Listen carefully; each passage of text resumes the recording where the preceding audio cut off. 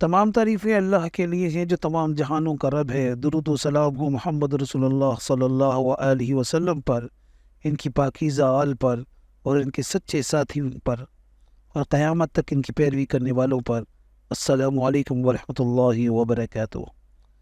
گزشتہ روز محمد علی مرزا حفیظہ اللہ کی ایک ویڈیو نظر سے گزری جس میں موصوف فرما رہے تھے کہ ہم مسلمانوں کو ٹیکنالوجی میں مہارت اور خود کفیل ہونے کے بعد ہی کسی دوسرے سے لڑنے کی جرت کرنی چاہیے، اور اس کے لیے جو دلائل انہوں نے دیے آپ خود ہی سن لیں۔ لہٰذا آپ اس پریزنٹ ورلڈ کے اندر صرف جوش پہ مبنی تقریریں کرنے سے، باتیں کرنے سے، ویلاگز بنانے سے کوئی مسئلہ حل نہیں ہونا جب تک کہ ہم انہی اصولوں کے اوپر ترقی نہیں کریں گے جن اصولوں کے اوپر آج کے ماڈرن ورلڈ کے اندر قوموں نے اپنا مقام حاصل کیا، یعنی سائنس اور ٹیکنالوجی کے اندر۔ باقی آپ کو جو مرضی کوئی کہتا رہے کہ ہم 2 ارب ہیں، 2 ارب چھوڑ دیں آپ 10 ارب بھی ہوں تب بھی کوئی فرق نہیں پڑتا جب تک آپ کے پاس ٹیکنالوجی نہیں ہے، یہ ذہن میں رکھیے گا۔ میں بار بار ایک مثال دیتا ہوں، لوگوں کو بری لگتی ہے، آج میں نام لیے بغیر مثال دے دیتا ہوں۔ مسلمانوں کے بڑے جنگی لیڈروں میں سے کوئی پرانا لیڈر، اس جیسے 1000 لوگ بھی آج اگر میدان جنگ میں اتر آئے تو ایک یہودی کلاشنکوف کے ساتھ، یہ بھی اب خیر پرانا انسٹرومنٹ ہو گیا، اب تو اس سے جدید اسلحے آ چکے ہیں، وہ سامنے سے آئے تو کوئی اس ایک کا مقابلہ نہیں کر سکتا، سیدھی سی بات ہے۔ اور جو سب سے بڑا ایشو اس وقت مسلمانوں کے ساتھ ہے وہ ایئر اسٹرائکس والا ایشو ہے۔ ہمارے پاس فضائیہ کی جو طاقت ہے یہ بہت کمزور ہے ایز کمپیئر ٹو امریکہ کے اور یورپ کے، اور یہی وجہ ہے کہ طالبان کو 20 سال لگے ہیں، ابھی بھی انہوں نے کوئی امریکن کو شکست نہیں دی ہے۔ امریکہ خود چھوڑ کے چلا گیا افغانستان کیونکہ انہیں بھاری ایک خرچہ کرنا پڑا تھا، ادروائز اگر اب بھی وہ چاہتے تو سسٹین کرتے۔ زمینی جنگ میں وہ مقابلہ نہیں کر سکتے تھے، اور اس میں بھی کوئی مسلمانوں کا بنایا اسلحہ نہیں تھا، یہ اسلحہ رشیا دیتا تھا طالبان کو، ظاہر ہے ان کے پاس تو کوئی ٹیکنالوجی نہیں ہے۔ رشیا نے جو کولڈ وار ہاری تھی امریکہ سے انہی افغانیوں کے تھرو، اس کا بدلہ پھر انہوں نے اتارا۔ تو اسلحہ ان کا، ٹیکنالوجی ان کی، اور ہمارے پاس صرف ویلاگز بنانے کے لیے، لوگوں کے خون کروانے کے لیے۔ تو ان خوابوں کی دنیا سے باہر نکلے اور ریل ورلڈ کو پہچانے۔ یہ کوئی بزدلی والا معاملہ نہیں ہے، یہ حقائق والا معاملہ ہے، اور حقائق کے ساتھ ہی دنیا چلتی ہے۔ سیدنا خالد بن ولید رضی اللہ تعالیٰ عنہ اگر میدان جنگ میں تلوار کے ساتھ آتے تھے تو سامنے سے رومن جنرل بھی تلوار کے ساتھ ہی آتا تھا، یہ نہیں تھا کہ اس کے ہاتھ میں کوئی پسٹل تھی، ورنہ وہ تو خالد بن ولید کو قریب بھی نہیں لگنے دیتا۔ تو یہ جو آپ کو ایک جھوٹ بولا جاتا ہے نا کہ برابر کا اسلحہ نہیں تھا اور صحابہ کرام نے فتوحات حاصل کر لی، پارشلی یہ بات درست ہے، کوانٹٹی وائز ان کے برابر کا نہیں تھا لیکن کوالٹی وائز وہی تھا، تلوار کے مقابلے میں تلوار ہی ہوتی تھی۔ آج مجھے بتائیں ہمارے اسلحے کیا اس قابل ہے کہ ہم ان کو آنکھیں دکھائیں؟ ہمارے پاس F-16 ہے اور اس کے بھی جو پرزے خراب ہوتے ہیں، کوئی ایشو ہوتا ہے تو ہمیں امریکہ کی منتیں کرنی پڑتی ہیں، اور اسرائیل کے پاس F-35 ہے، 16 دونی 32 3 جمع کرو تو 35 آتا ہے، F-16 اور وہ F-35 اتنا فرق ہے، اسے رن میں بھی مارنے کی ضرورت نہیں ہے، ایسے اڑتا ہے اور ایسے ہی وہ اتر بھی جاتا ہے۔ اور یہ تو میں نے آپ کو ایک چیز بتائی ہے، اور کافی ساری چیزیں، اور اسرائیل نے ثابت کیا ہے 67 میں اس نے پوری عرب دنیا کو شکست دی ہے، اس کے بعد سے بھی جو صورتحال ہے وہ آپ کے سامنے ہے۔ تو اس وقت یورپ اور امریکہ اسرائیل کی پشت کے اوپر کھڑے ہیں، اور ہمارے معاملات صرف دعاؤں تک ہی ہو سکتے ہیں، یا زیادہ سے زیادہ ہم کوئی مذمتی قرارداد پیش کر سکتے ہیں۔ یہاں میں سننے والوں سے یہ کہوں گا کہ اس ساری بحث کو شروع کرنے سے پہلے کچھ بنیادی اسلام کے اصولوں کو سمجھنا بے حد ضروری ہے، اور وہ یہ ہے کہ ہم ایک ایسے دین کے فالوور ہیں جس کا نازل کرنے والا رب العالمین ہے، اور اس رب العالمین کا وعدہ ہے سورہ آل عمران آیت 139 میں، ترجمہ: دل شکستہ نہ ہو، غم نہ کرو، تم ہی غالب رہو گے اگر تم مومن ہو۔ یہاں غالب رہنے کے لیے اللہ رب العالمین ایک شرط بتا رہا ہے، اور وہ ہے تم مومن ہو تو تم کو کوئی نہیں ہرا سکتا۔ اب اگر ہم مومن کی تعریف سمجھ جائیں تو ہم سمجھ سکتے ہیں کہ آخر مومن کو غالب رہنے کی لیے اللہ رب العالمین کیوں بتا رہا ہے۔ در حقیقت مومن وہ ہوتا ہے جس نے اپنے آپ کو اللہ کے سپرد کر دیا ہوتا ہے۔ اس کا جنگ جیتنا یا ہارنا کوئی معنی نہیں رکھتا، بلکہ اس کی زندگی کا مقصد صرف رضائے الہی ہوتا ہے، کیونکہ مومن اگر جنگ میں شہید ہو جائے تب بھی وہ دوہرا کامیاب ہوتا ہے، اور اگر غازی ہو جائے تب بھی کامیابی اس کو مل جاتی ہے۔ اگر شہید ہوتا ہے تو اللہ کے سامنے سرخرو ہوتا ہے، اور مزید گناہ کی کوئی گنجائش نہیں باقی رہتی، کیونکہ دنیا جیسے امتحان سے آزاد ہو جاتا ہے۔ جبکہ اگر غازی ہو تو بھی اللہ دنیا میں پھر شہید ہونے کا چانس بھی دیتا ہے، اور دنیا میں زندگی جی کر مزید دین اسلام کی خدمت کرنے کا موقع بھی فراہم کرتا ہے۔ اب آپ کو غزوہ بدر سے ایک مثال دیتا ہوں۔ غزوہ بدر میں مسلمانوں کی تعداد 313 تھی، جبکہ دوسری طرف کم و بیش 1000 کا لشکر تھا، اور ہم مسلمان حملہ آور قوم تھے۔ ہمارے اوپر حملہ نہیں کیا گیا تھا بلکہ ہم حملہ کرنے گئے تھے۔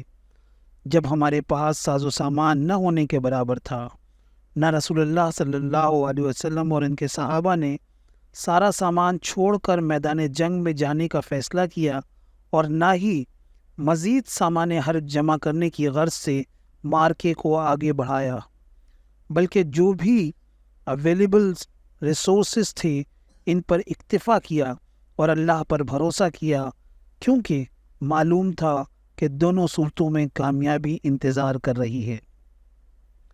جب ہم جانتے ہیں اور ہمارا ایمان ہے کہ موت اور زندگی اللہ رب العالمین کے اختیار میں ہیں، تو اگر میں خوف سے طاغوت کے سامنے سرنڈر کر لوں یا کوئی بہانہ بنا کر پیٹھ دکھا دوں تو کیا موت جو لکھی ہے وہ نہیں آئے گی؟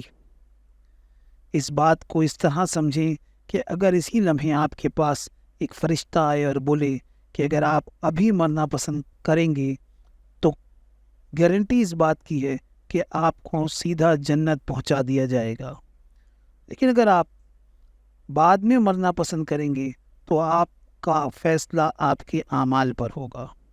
ایک اور مثال آپ کو پیش کرتا ہوں۔ اگر آپ طاغوت کی قید میں ہیں اور وہ آپ کو جان سے مارنے کی دھمکی دیتا ہے، آپ سمجھتے ہیں کہ آپ حق پر ہیں اور اس حق پر ہونے کی وجہ سے جو موت آئے گی وہ شہادت کا رتبہ ساتھ لائے گی، تو اگر آپ کی موت لکھی ہوگی اور آپ کمپرومائز کر لیں گے اور آپ باہر نکلتے ہیں تو ایک ٹرک کی ٹکر سے بھی مارے جا سکتے ہیں یا کسی ایکسیڈنٹ میں بھی مارے جا سکتے ہیں۔ تو کیا ہوگا؟ پہلے والی موت میں اللہ رب العالمین جنت کا وعدہ کر رہا تھا، آپ نے قبول نہیں کیا بلکہ آپ کمپرومائز کر گئے اور باہر ایک ٹرک کی ٹکر سے کتے کی موت مارے گئے۔ کیونکہ حق کو کمپرومائز کیا تھا تو جہنم کے حقدار بھی بن گئے۔ یہ ساری بات بتانے کا مقصد صاف ہے کہ ہم نہیں جانتے کہ اصل کامیابی کس بات میں ہے۔ در حقیقت اصل کامیابی رضائے الہی میں ہے اور اپنے آپ کو اللہ رب العالمین کے سپرد کر دینے میں ہے، لیکن یہ جب ہی ممکن ہوگا جب دل سے آپ اللہ رب العالمین کو پہچان سکیں گے، اس سے تعلق کو مضبوط کریں گے، اپنے آپ سے زیادہ، اپنے اسلحے سے زیادہ، اپنے ریسورسز سے زیادہ اللہ پر بھروسہ کریں گے اور اس کی اطاعت کو بجا لائیں گے۔ اور اگر آپ یہ کرنے میں ڈگمگا گئے تو یقیناً آپ ہلاکت میں پڑ جائیں گے۔ ایک اور جگہ سورۃ المائدہ میں اللہ تعالیٰ فرماتا ہے، آیت نمبر 23 میں، ترجمہ: ان ڈرنے والوں میں 2 شخص ایسے بھی تھے جن کو اللہ نے اپنی نعمت سے نوازا تھا۔ انہوں نے کہا کہ ان جباروں کے مقابلے میں دروازے کے اندر گھس جاؤ، جب تم اندر گھس جاؤ گے تو تم ہی غالب رہو گے، اللہ پر بھروسہ رکھو اگر تم مومن ہو۔ یہاں بھی اللہ رب العالمین نے نعمت کا صرف حوالہ دیا، لیکن جیتنے کی شرط یہی ہے کہ اگر تم مومن ہو۔ اور یقیناً نعمت ایمان کی نعمت ہے، نہ کہ کوئی اسلحہ یا ٹیکنالوجی۔ اللہ سے بہتر کون جانتا ہے کہ ہم کب لڑ سکتے ہیں اور کب نہیں لڑ سکتے۔ یقیناً اگر اللہ کوئی حکم دے رہا ہے تو اس میں اس کی رضا حاصل کرنے کا پہلو سب سے مضبوط ہے، جس کے بغیر کوئی ٹیکنالوجی، کوئی اسلحہ آپ کو کامیاب نہیں کرا سکتا۔ یہی ہمارے ایمان کا حصہ ہے، ورنہ اسلحے پر بھروسہ تو کافر بھی کرتا ہے۔ پھر ان میں اور ہم میں کیا فرق رہ جائے گا؟ در حقیقت ہمارے اندر وہن کی بیماری گھر کر چکی ہے۔ ہمیں دنیا سے محبت اور موت کا خوف اللہ کی راہ میں لڑنے سے روکتا ہے۔ آپ کے پاس جتنا بھی اسلحہ ہو، یقیناً وہ دشمن کے مقابلے میں کم ہی لگے گا۔ یقیناً آپ کو سمجھ آ گیا ہوگا کہ بدر میں اور دوسرے غزوات میں ہم ایمان کی طاقت سے ہی جیتے تھے۔ انشاءاللہ اب بھی ایمان ہی ہمیں کامیاب کرائے گا۔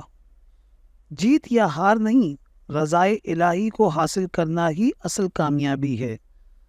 اسی کلپ کے ایک دوسرے حصے میں انہوں نے فرمایا کہ 1967 میں عرب اسرائیل جنگ میں مسلمانوں کی کئی ممالک اور دوسری طرف سے اسرائیل نے انہیں شکست دی۔ یہاں بھی اگر آپ اس جنگ کا نام ہی سنیں تو آپ کو اندازہ ہو جائے گا کہ یہ عرب اسرائیل وار تھی، حق اور باطل کی جنگ نہیں تھی۔ یہ زمین کی جنگ تھی، اور حقیقت میں وہ دو طاغوتوں کی جنگ تھی کہ کون بڑا ہے۔ اس جنگ میں اللہ کی مدد کا سوال ہی پیدا نہیں ہوتا، جبکہ اس کی جگہ افغانستان میں حق اور باطل کی جنگ تھی۔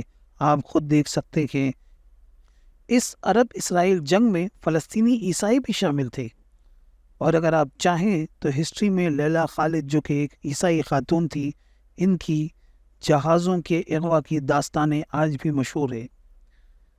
یہ یاسر عرفات جو فلسطین لبریشن آرگنائزیشن کے سربراہ تھے، جیسا کہ ان کے نام سے ہی معلوم ہوتا ہے، یہ اپنی فلسطین کی آزادی کے لیے لڑ رہے تھے، اللہ کے لیے یا مسجد اقصیٰ کے لیے نہیں لڑ رہے تھے، اور یہ حق اور باطل کی جنگ بالکل بھی نہیں تھی، یہ زمین کی جنگ تھی۔ جبکہ آج جو جنگ ہو رہی ہے وہ حق اور باطل کی جنگ ہے، یہ زمین کی جنگ نہیں ہے، اور انشاءاللہ آپ دیکھیں گے کہ جو نتائج اس جنگ میں جلد نمودار ہوں گے اور ہو رہے ہیں، لیکن پبلک کی اس پر نگاہ نہیں ہے۔ انشاءاللہ اگلے ولاگ میں میں آپ کو اس جنگ کی اہمیت اور اس جنگ کی مکی دور سے مماثلت پر گفتگو کروں گا۔ اگر آپ وہ گفتگو بھی سننا چاہتے ہیں تو چینل کو سبسکرائب کریں، ویڈیو کو لائک کریں اور شیئر کریں۔ ہمارا چینل مونیٹائز پر نہیں ہے، یہ بات آپ کو صرف اس لیے کہہ رہا ہوں تاکہ حق لوگوں تک پہنچ سکے۔ جزاک اللہ خیر، والسلام علیکم ورحمۃ اللہ وبرکاتہ۔